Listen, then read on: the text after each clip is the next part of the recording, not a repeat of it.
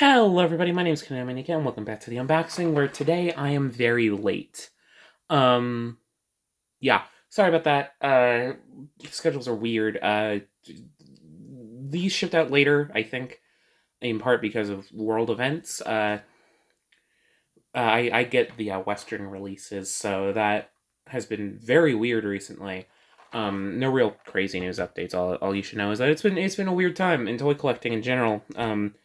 I guess this is a bit of a time capsule, but that doesn't matter right now. I'll talk about it at some later date. But for right now, you may notice that Zoro is on the table again. I've brought out this figure a couple times. You know this. This is the SH Figuarts Roronoa Zoro Roronoa Nakashima version. It's modified, though. It's got a cloth cape, and I modified the shoulders to have a little bit more range. But this toy's going to be a little bit obsolete. Not really, because it's a different design, so I'm willing to have both. And besides, I already put the investiture into upgrading it, so I'm not going to just get rid of it now. But for many collectors out there, you probably won't need to worry about getting this thing, because recently released, and in my hand, is the SH Figuarts Roronoa Zoro Romance Dawn version. Yeah, so they've been doing pre-time skip versions of characters. They did a pre-time skip Luffy, a pre-time skip Nami, and now we have a pre-time skip Roronoa Zoro, which is many people's preferred design for the character. I mean, in general, people prefer the looks that they have pre-time skip over post-time skip, taste, whatever. But now we have Zoro to go with the other two, and there are like prototypes out there of Usopp and Sanji, whatever. But this is the next SH Figuarts One Piece figure. And it's pretty exciting because I've heard good things about it. But let's just see if those reviews are true. Looking at the box, it is very similar to basically every other SH Figuarts One Piece box. We have a window to look at the figure that is cut off at the side. So you can see the figure, the name of the figure, Roronoa Zoro, Romance Dawn version, SH Figuarts, Roronoa Zoro, Romance Dawn, all your legalese and your company logos. Then we have a promotional image of the figure in a more neutral stance, as well as in green behind here, a more action-oriented stance. Slightly drowned out by the colors, but it does look really, really cool. One Piece, you know the drill. On this side, you get a little bit more window. You get Roronoa Zoro, Romance Dawn version, him doing a cool action pose, One Piece SH Figuarts. And on this side, you get a bunch of images of his face in a nice dynamic pattern. I really like how these boxes look in general. Roronoa Zoro, Romance Dawn version, you know the drill, and it's a really nice green. The bottom just has Roronoa Zoro, Romance Dawn. Basically, it's the same image as on the front, but zoomed into the head. On the top, you get the SH Figuarts quote in the Luffy hat cutout, if it'll zoom in properly. Yeah, you've got it in the cutout with like a map design behind it, which is always nice to see. And then on the back, you've got your usual information on this kind of gray background. Simple sound hack action. You get a bunch of different action poses that show some of the stuff that he comes with. The basic stance pose, Roronoa Zoro Romance Dawn version. And you get a bunch of face plates, which shows 3 of his main ones, as well as the spare Luffy, because it comes with an extra Luffy. This is the American version, so it has a sticker. But without further ado, let's get into this figure. I'm really excited. So, yeah, let's just do it. Shing! There we go.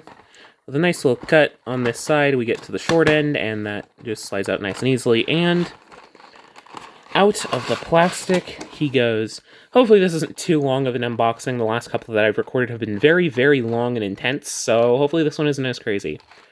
But yeah, you can see everything he comes with on this one tray layer. The instructions are on the inside of the 2 flaps. So like, there's like one on this flap, one on this flap. You'll see. But SH Figuarts tend to be fairly intuitive. So yeah, you get everything that he comes with. So let's start off with his hands, I guess. So he has fists on him, but he also comes with these sort of grappling hands. Which I think can also be used for holding the swords, and his hands are like nice and chunky and big, and they look nice. They are very Oda-esque hands, especially early Oda, and they look like Zoro's hands from what I remember. The fingernails are all sculpted in, even if they aren't painted, which it makes sense. But they are sculpted, except for on the thumb, oddly. I mean, there's a little bit, but not much. But yeah, this hand, if it'll focus, looks really nice. And a nice skin tone. Next up is a set of, I guess, sword in sheath hands. Give me a sec to do. You can see they have a bit of a thumbs up and they have that gappage with a nice little finger out. It's a very expressive pose. I really like how this looks. And yeah, if you just want him to have his hand on the hilt of the sword, those are for you. And he also has, obviously, a pair of sword-holding hands. Once again, very similarly sculpted to the other hands, so there's some nice, like, musculature and, like, skeletal structure in there, which looks very nice. But yeah, they hold the swords. They have their nice cutouts, which will make that nice and convenient. Next up, let's look at faces. First off, let's look at the Luffy face. It's him in a very interesting shouting pose. I'm not sure how I necessarily feel about this face. It looks nice. Don't get me wrong, and it's nice to have another expression, but it's a little odd. I'm sure it's from something. I'd have to look back through, like, the manga. Is it back there? What the hell? Well, it's gone, I guess. I made my displeasure clear and it left. I'll find it later. Anyways, you saw it. Next up, though, is, Zoro's faces. Yeah. Let's get on with that. First off, for the normal head, he comes with a stern expression on the package, which we'll look at. Then he has this very fun expression, which pairs, I think, with the Nami face that we saw last time. It looks very good, very Zoro, angry Zoro. It fits scenes from the show very nicely, and I do love that we get goofy expressions, and I love how, like, the little details, like the little sweat droplet and, like, the angry expression is, like, printed on very nicely, and it's also sculpted very well, and it's just super expressive and nice and good looking.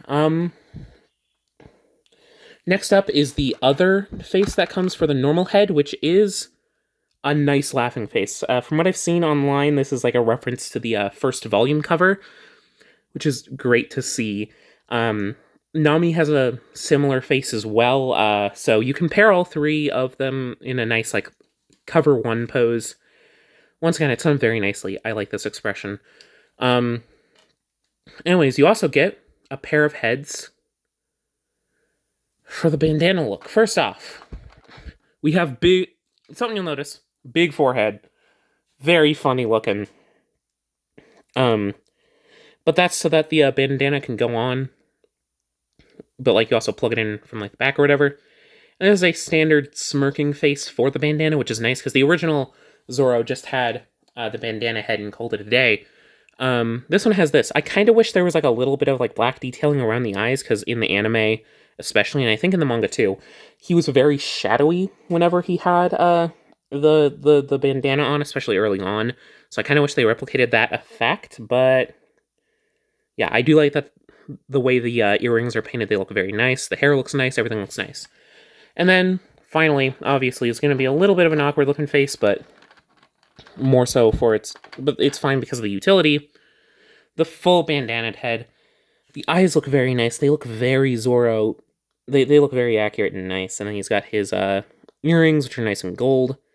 His mouth is open, and they obviously have a little nub to hold the sword, which is fair. But yeah, this looks very nice. I really like how it looks. And you got the ball joint there. Anyways, now we move on to our sword accessories, which are always appreciated. First off, we'll look at the sheaths,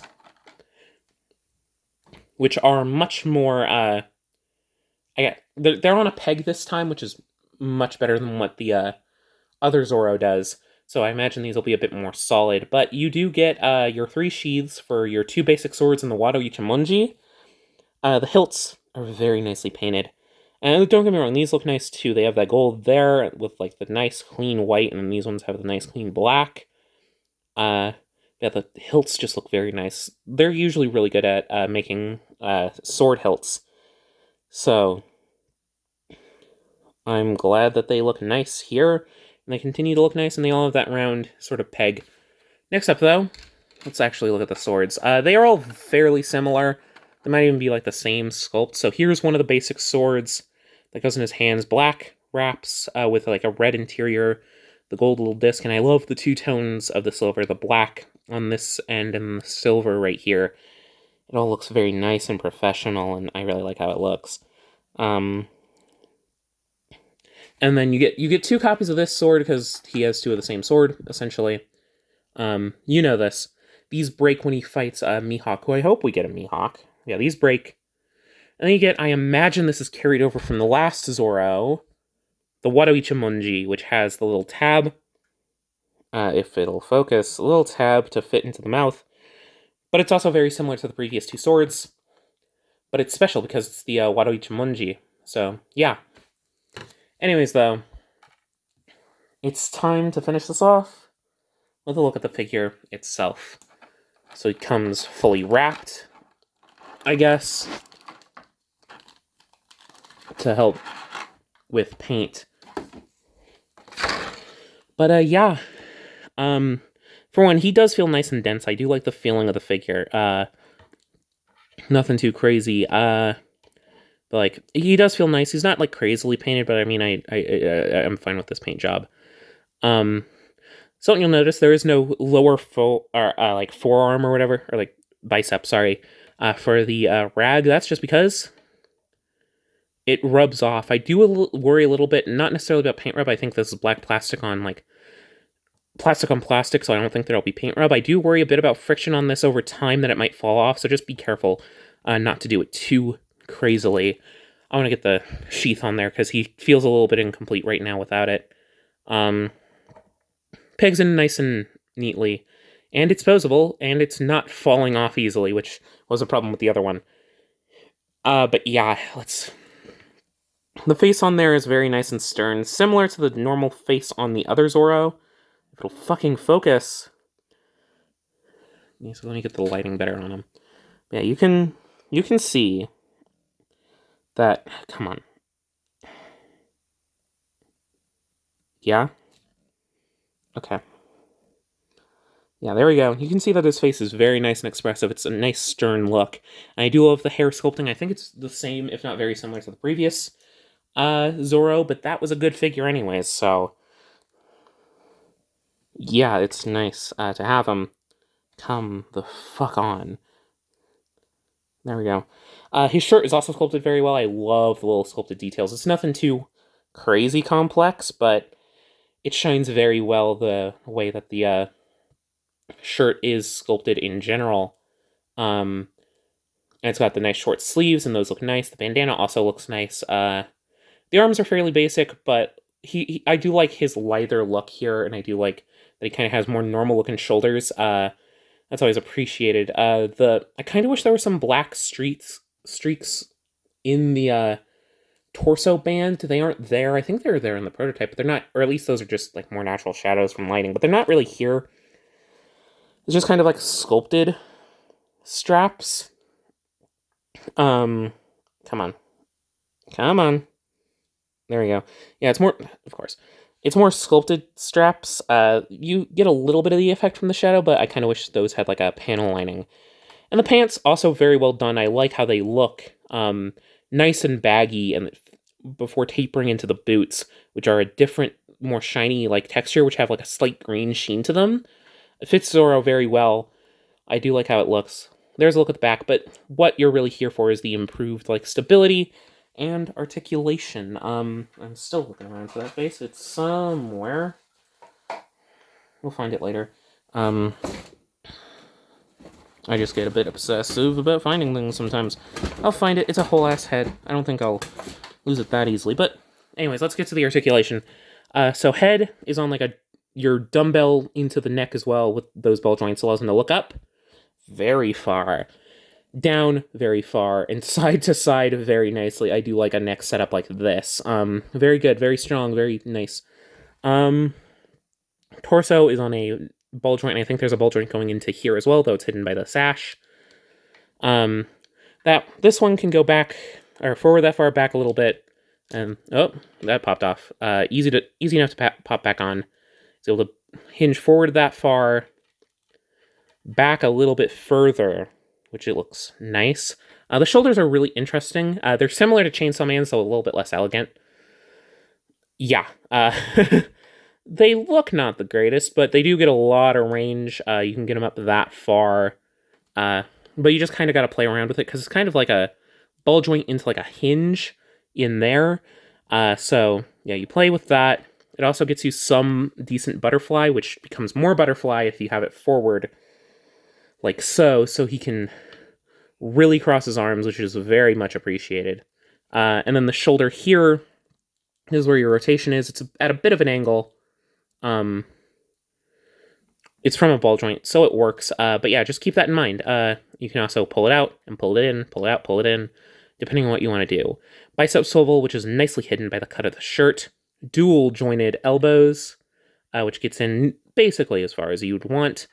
And then hands are on your usual hinges. Yeah, we went over the torso already. So legs kick forward pretty far. I kind of wish there was a drop down to get a little bit more. Back pretty decently. Outward very nicely. There's a thigh swivel right here. And then a single jointed knee, which people have gotten pissy about, but it gets a decent amount of range. It doesn't look the nicest, but it gets you enough range. There is a boot cut swivel, a hinge forward, a hinge back, and a really nice ankle rocker, and a toe bend. So, yeah, this Zoro is very solid. Not the best figure in the world, but it will get you the Zoro poses that you want. Yeah, it works as a Zoro. Here it is with the previous Zoro. Let's get him in there. And yeah, they look nice together. I don't think you're gonna pose them over together, but yeah, they both work fine. This one does feel better though. This one is the better figure. If you're gonna get one of these two Zoros, get this one because this one required so much extra work that it's not worth it, honestly. Um, but yeah, if you are in the mood for a Zoro figure, definitely try picking this one up. Anyways, more of a low-key video, especially compared to the last couple of Friday unboxings that we've done. But yeah, I hope that this has been an enjoyable video. If you did enjoy it, don't forget to do all the usual YouTube stuff. Like, comment, subscribe, all that good jazz. Let me know if you want more shit like this. And, yeah, I hope you enjoyed, and I'll see you all next time. Bye-bye.